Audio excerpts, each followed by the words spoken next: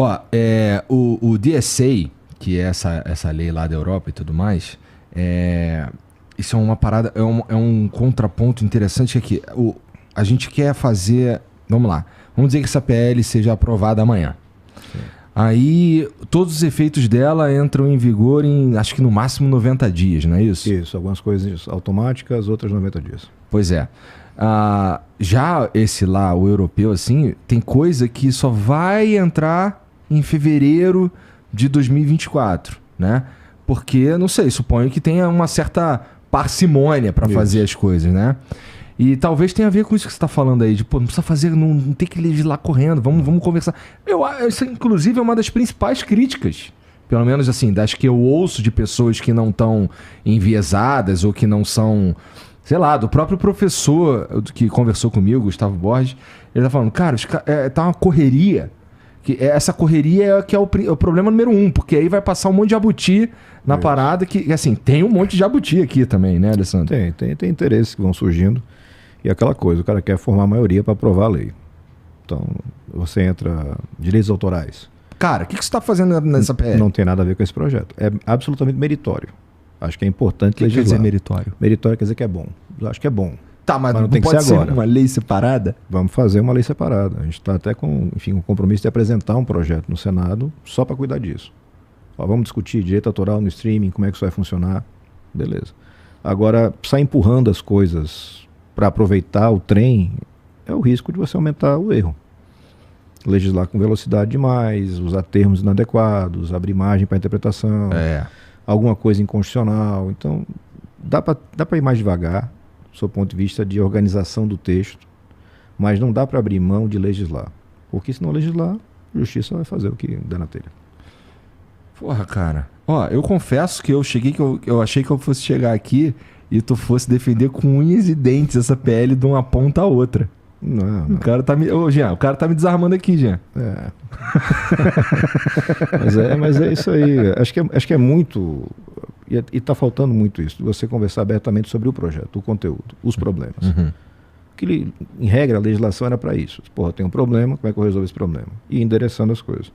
Quando vira uma disputa meio que de time, e quando começa essa coisa de desinformação, aí é um inferno. Porque quando você diz para um cara que é religioso, evangélico, que vai estar proibido de ler a Bíblia na internet, acabou, não tem diálogo mais. Não, as minhas questões com isso daqui são mais porque pelas interpretações em aberto que surgem, que estão aqui. E assim, quando a gente fala que vai valer e numa regulamentação que a gente vai fazer depois. Putz, cara, assim, eu não quero isso. Se eu tivesse no teu lugar, por exemplo, eu ia lutar loucamente para que isso não acontecesse. Eu luto do meu jeito aqui, entendeu? Veja, tem uma coisa interessante que as pessoas não acompanham, que é o processo legislativo. Como é que ele funciona? O projeto começou no Senado, foi para a Câmara dos Deputados. Se eles mexem lá, volta para o Senado. E o Senado pode retomar o texto original. Pedaço dele, inteiro. Você pode retomar o que estava feito lá em 2020, que era um texto muito mais reduzido, muito mais compacto. Pode ser uma possibilidade mais adiante, pelo menos em alguns trechos que são mais polêmicos. Eu não preciso de polêmica num troço que já é polêmico. Já é difícil de regular. A gente está mexendo com as maiores empresas do mundo. Que usam todas as ferramentas disponíveis para atacar o projeto. Então, se eu conseguir deixar ele mais focado naquilo que vai causar um resultado positivo para o combate à desinformação, para o combate ao crime, porque não é só fake news, é crime também. Sim. E você tem demais hoje, né? Essa matéria ontem colocando 1.200.000 ataques em um ano para a segurança de dados. Quer dizer, você tem que cuidar dessas coisas, porque depois, para correr atrás do prejuízo, enfim, eu sei disso de cadeira como delegado, é um trabalho infernal para você achar alguém na internet. E muitas vezes você não vai achar. O cara vai cometer o crime, vai ser o rouba banco. O cara que assalta o banco armado, 80%, 90% vai preso ou morre. O cara que assalta sua conta online, 5% só são presos. E eles saem logo em seguida. Então é um ambiente propício para o crime que você tem que começar a encontrar caminhos para reduzir esse risco. De acordo. Sem atacar a liberdade, não há nenhum risco ou necessidade de colocar em risco a liberdade individual. Tu fala com essa tranquilidade porque tu sabe que esse PL volta para o Senado. Sim, ele volta para o Senado. Então, assim, para voltar ele tem que ser aprovado na Câmara, senão ele morre lá. Ele está numa gaveta tem 3 anos. E a gente está vendo que precisa legislar. A gente está vendo os problemas acontecendo. Então, de um jeito ou de outro, se a gente conseguir ter a legislação votada lá na Câmara dos Deputados, e se dentro dessa votação tiver algum ponto que pareça excessivo, arriscado, você no Senado tem condições de fazer os ajustes. Não é um problema. O problema é não votar. Se não votar, é a empresa de um lado e a justiça do outro, arbitrando conforme a cabeça. Coisas que assim, tem uma parte que a gente já falou um pouco sobre ela, que é o que eu acho que pegaria mais, assim, eu correria mais riscos. Assim, você já falou que não tem, a ideia não é mexer no conteúdo e tudo mais, eu entendi, mas que são as paradas assim que talvez fiquem abertas demais. Vamos lá, é o risco sistêmico, que prevê que em determinadas situações plataformas agem coordenadas, só que a gente não sabe as hipóteses. Assim, é um texto muito aberto. É uma escolha do Orlando que eu vejo que precisa ser ou melhor definida ou vai dar problema de interpretação. Você consegue definir isso bem. Hoje você tem as ondas de desinformação. Elas são articuladas. Eu vou dar um exemplo concreto. Elas sempre são articuladas. Elas começam articuladas, depois elas se transformam em orgânicas. Mas sempre começam articuladas. Sempre. Bom, já tem um jeito aí de olhar legal. Isso. Alguém dá um comando nisso. Uhum. Então você vê, você tem um assassinato da vereadora Marielle. Uhum. Durante a noite do assassinato, você começa uma onda de desinformação nacional, envolvendo ela com tráfico, com briga de milícia, briga disso, para descredibilizar a vítima. Não foi uma coisa aleatória, foi uma coisa focada, muito conteúdo. Você sabe que houve uma máquina para impulsionar esse tipo de conteúdo. E depois que Mas de onde vem essa certeza, Alessandro? Na época você teve esses pontos de partida muito mapeados, porque não é natural você ver brotar, porque algumas coisas brotam naturalmente, né? Você tem ondas de informação naturais, mas outras não. Por que você tem já conteúdo pronto? Eu tenho card, eu tenho texto pronto, quando acontece o evento. A gente viu isso ao longo dos últimos 4 anos, um pouquinho mais, acontecer demais. Surge um fato, instantaneamente você tem uma onda de conteúdos já prontinhos, bonitinhos, que saem disparados, e o pessoal chama de gabinete do ódio, mas assim, isso é uma rotulagem para tentar colocar como um lado ideológico. E isso pode ter certeza, não é. São ferramentas de desinformação que são tecnicamente utilizadas. Os caras entenderam as ferramentas de guerra psicológica que você vê em escola militar e trouxeram isso para a política, trouxeram isso para o entretenimento, de certa forma, mas muito para a política. E aí você faz a onda, e depois que a onda vai, ela ativa os seus medos individuais, que são muito raiz, é a religião, é a homossexualidade, e aí você cria uma máquina, aquela pessoa que é ativada por aquele medo, vira ali um propagador. É como você teve com esse projeto de lei. Pô, de novo, eu digo, olha, não vai mais poder postar a Bíblia. Caramba, eu vou brigar contra esse projeto de qualquer jeito. Vou passar meu dia inteiro aqui postando contra. E a gente recebe no gabinete telefonemas, as velhinhas chorando, meu Deus, eu não vou poder mais ler a Bíblia. Eles vai, minha senhora, que a senhora vai poder ler sua Bíblia.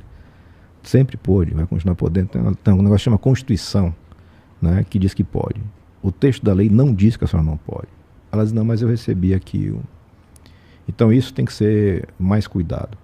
Então esse momento de orquestração, se a plataforma tiver uma ação mais incisiva nesse começo, isso é bom. E na tua opinião, você que é delegado, trabalhou na Delegacia de Crimes Cibernéticos, essa movimentação para construção, para dar esse início nesse tipo de desinformação é facilmente identificável? Sim, sim. Você consegue identificar pontos de partida. Porque a plataforma ela consegue identificar de onde partem as mensagens. Então, digamos que seja um card ofensivo ao ministro Supremo, só para dar um exemplo. Eu consigo identificar qual foi a primeira postagem e como é que ela se transformou num viral. Aquela árvorezinha toda, você consegue identificar. As plataformas não fazem isso porque não querem, ou só fazem isso quando querem. Quando a gente coloca a obrigação da transparência para eles, eu vou poder fazer essa leitura. Os fatos estão acontecendo e vocês não estão mitigando porque não querem. Porque nesse daqui você mitigou. Como é que aconteceu? Você conseguiu tirar esse conteúdo, por que você não tirou esse? Então essa balança ela se torna mais equilibrada com a transparência. Então talvez seja a grande coisa, acho que está até no nome da lei. Transparência é a grande coisa nesse negócio que é extremamente opaco. Vamos dar mais transparência, a pessoa tem que entender. entender o negócio, o tamanho do negócio, o tamanho da grana que roda por trás desse negócio, como é que eles recebem esse dinheiro. Porque tem muita gente que acha, pô, graças a Deus inventaram um WhatsApp, eu não pago nada e me comunico com meu irmão no Japão. O cara está usando seus dados até a alma. O cara traçou um perfil seu de compra que vale ouro. E isso já gerou uma série de desdobramentos em campos ideológicos, políticos, de perseguição em alguns lugares. Então, dar mais transparência para esse jogo é fundamental. Uhum. O risco sistêmico, cadê? Eu anotei aqui sobre isso. Tá. Elas agem, prevê que as plataformas ajam coordenadas, não é? Isso daí a partir de notificação. Notificou. É porque para mim isso é muito importante. É notificado. Não é uma coisa assim do nada. Tá rolando aqui a nossa conversa, para não chamar de entrevista. Boa. É pseudônimo, né? Não é. Tá rolando a nossa conversa. E no meio da conversa, vamos derrubar o perfil, vamos derrubar o canal, porque não é isso. É você dizer, olha, eu dei o exemplo, e é um exemplo bem lá atrás, 10, 12 anos, do Balé Azul. Diz, olha, está acontecendo uma divulgação maciça de conteúdo extremamente problemático. Isso exige uma atenção de você, plataforma. A plataforma recebe essa notificação. E esse é um ponto que o Orlando ainda não avançou. Como é que vai ser essa notificação? A gente conversou até sobre isso, enfim, a gente consegue conversar alguns pontos. Também não pode ser anônimo, senão eu posso ter uma onda de boicote. Eu digo, não, eu quero derrubar o Flow. Vou notificar, a plataforma vai dizer, eu não vou mexer o saco com esse cara, eu vou derrubar logo. Tem que ter esse cuidado. Mas se não for anônima, tá massa. Se for o governo, enfim, o Ministério Público notificando, diz, olha, tem um problema acontecendo. A plataforma passa a ter uma atenção maior em cima desse conteúdo, usando os filtros que ela já tem. E não é à toa que o projeto só se aplica para empresas com mais de 10 milhões de usuários mês. Então, ele está falando de 4, 5. Sim. Né? Eles já têm esse recurso, eles já têm esses mecanismos. Eles só vão focar mais e vão ter a leitura de que, olha, daqui para frente, se continua passando conteúdo, a responsabilidade é minha empresa. E eu vou tomar uma multa razoável. Então, essa é a dinâmica que a lei traz. E essa articulação das plataformas é que você tem migração de conteúdo de uma para outra. Né? Você starta em uma plataforma e ela migra para outra. Você tem plataforma. Você tem hoje, assim, provavelmente hoje a maior densidade de problema vai estar no serviço de mensageria. Porque ele tem uma camada de proteção a mais de anonimato, de conteúdo, de criptografia, que favorece o cara que quer cometer o crime. O cara já migrou para lá. Encontro conteúdo problemático no Twitter? Encontro no YouTube? Encontro.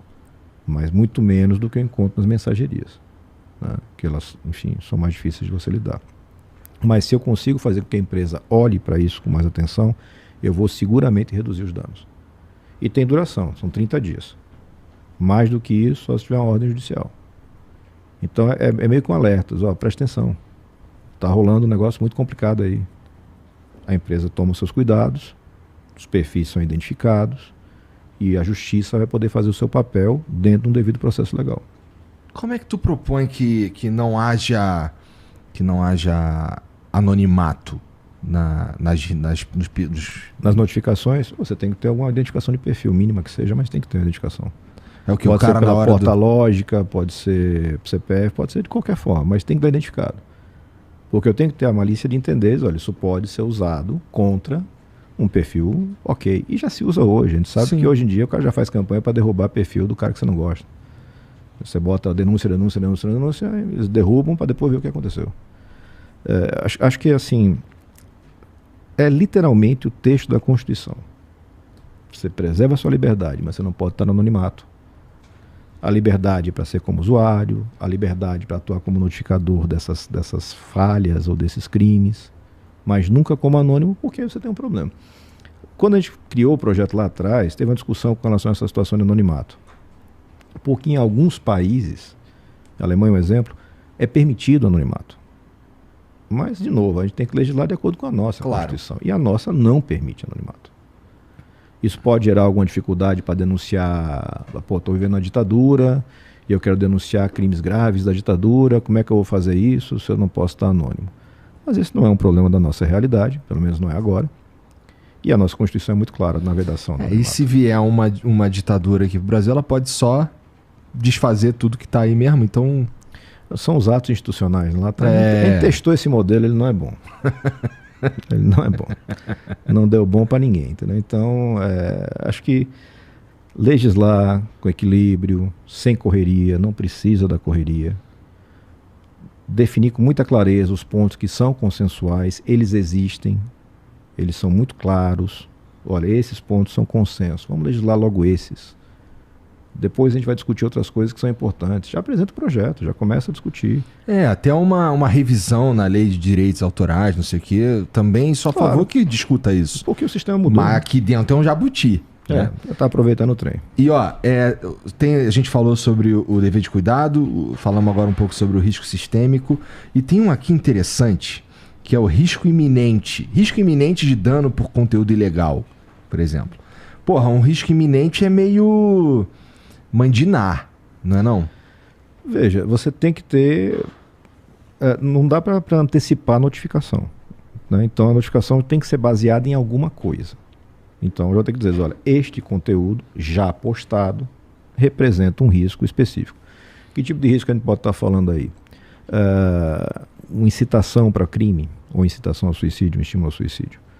São fatos com risco muito presente, né? Os desafios que estão o tempo inteiro rolando, hoje muito no TikTok, mas enfim, rolam nas outras redes também. São situações que exigem uma atenção imediata. Então, é muito na dinâmica, mas o fato aconteceu. O que eu quero evitar é que se espalhe, que você tenha um alcance gigante. E as empresas conseguem fazer isso hoje com coisas que são do interesse delas. Por que separou então? Por que não coloca lá junto com um risco sistêmico, por exemplo? A escolha do relator.